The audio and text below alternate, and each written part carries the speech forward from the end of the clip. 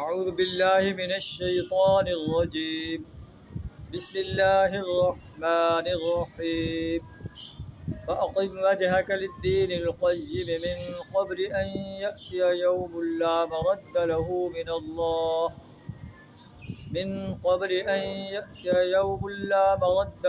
من الله يومئذ يصدعون.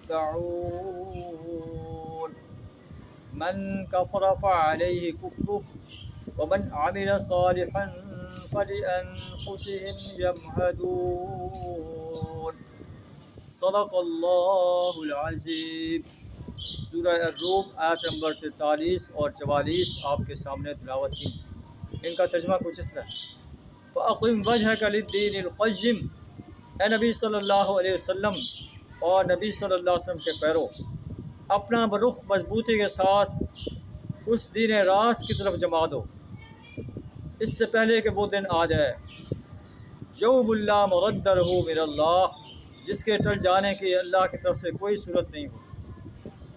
یومئذ یصدعون، اس دن لوگ پھٹ کر ایک دوسرے سے الگ ہو جائیں گے. من کفر فعلیہ کفرہ، جس نے کفر کیا اس کا کفر کا وبال اسی پر ہوگا. ومن عمل صالحا فلانفسهم یمہدون، اور جن لوگوں نے نیک عمل کیا ہے وہ اپنی ہی فلاح کے لیے راستہ ہموار کر رہے ہیں. لِيَجْزِيَ الَّذِينَ آمَنُوا وَعَمِلُوا الصَّالِحَاتِ مِنْ فَضْلِهِ، تاکہ اللہ اہل ایمان کو اور عمل صالح کرنے والوں کو اپنے فضل سے جزا دے. إِنَّهُ لَا يُحِبُّ الْكَافِرِينَ، بے شک اللہ کفر کرنے والوں کو پسند نہیں کرتا.